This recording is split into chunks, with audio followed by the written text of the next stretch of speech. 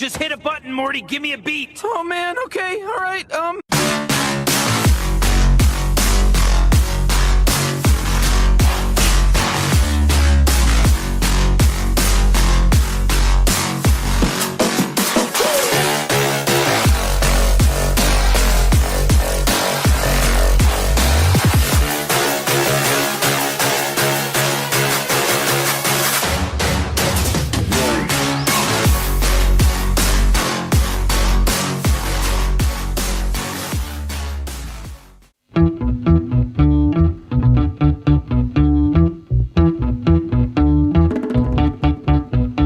Welcome back to TaylorMade CrossFit.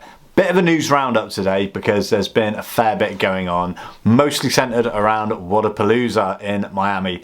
My God, I want to go to this event one day. It looks insane. Winning the event, we had Pat Vellner on a pretty healthy lead, but then a lot tighter on the women's side, Emma McQuaid just pipping Bethany Shadbird to the post. However, the main news for me, I think, was the heartbreaking scenes of Sara Sigmundsdottir in event 3 not being able to complete the complex, and just seeing her acceptance of the fact that she wasn't going to be able to complete this event and probably her tournament was over for Wodapalooza, possibly for the rest of the season.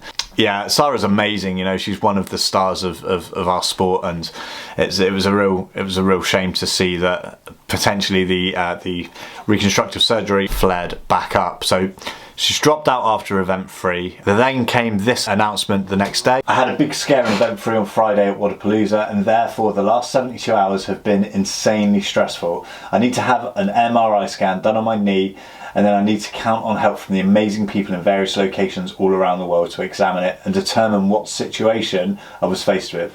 Thankfully, I still have a fighting chance for my 2022 CrossFit Games season to be on, and I'm prepared to do whatever it takes for that to happen. I think her character has truly been tested in the last 12 months with the injury, the surgery, the rehabilitation, going out to Dubai and competing there, and then ramping up ready to attack Wodapalooza hard, and that come crumbling down. And now she's got another wait to see whether or not these MRI scans are going to come back and see the extent of the injury, see if she needs to go through the whole process again. So heart goes out to Sara, and yeah, you know, I just hope that it's not as bad as she thinks and that she can carry on. In other news, Tia is the first CrossFit athlete to compete in both the Summer Olympics in weightlifting and now the Winter Olympics in bobsleighing.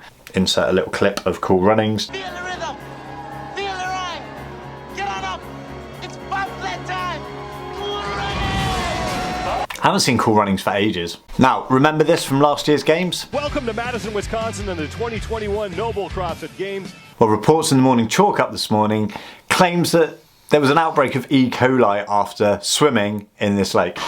Turns out that the public health, hang on, let me get this right. So, look at these two, look at this.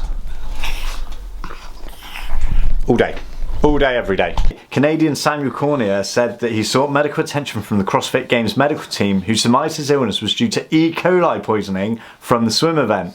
Cornier then said he was put on an intravenous drip as recommended by CrossFit Games medical staff to replenish his electrolytes and reduce dehydration because he wasn't able to keep food down for a large majority of the weekend. When I heard I wasn't the only person who was sick from the lake, I was like, that stupid lake again, Cornier says. It seems so disrespectful to put athletes in that lake. That may be the last time we see a lake being used for events. You chuck them in the sea, innit? Okay, other news coming up. We've got about just short of a month before the Open starts.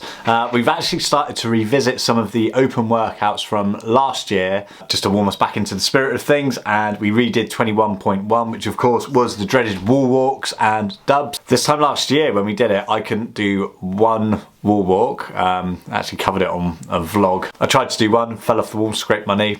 Couldn't do any more, so I ended up doing it scaled with single skips because I couldn't do dubs either. This year, however, I can do wall walks because I'm stronger and fitter. That's what happens with CrossFit apparently. And I can do dubs, and I ended up getting 213 reps, which was 4 into the round of 15, so I was absolutely chuffed.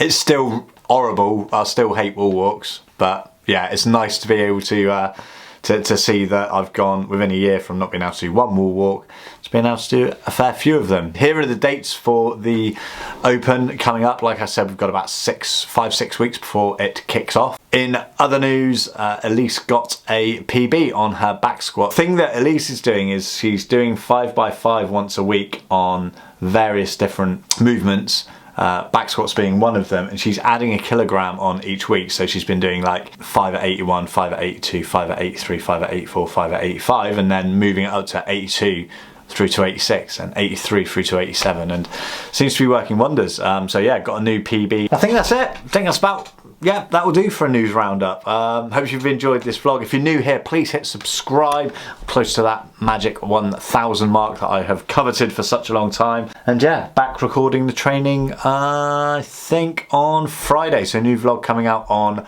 Friday. Until then, I hope you're all well. Big love, and I'll see you all soon. Dreadlocks. Let me kiss your lucky eggs.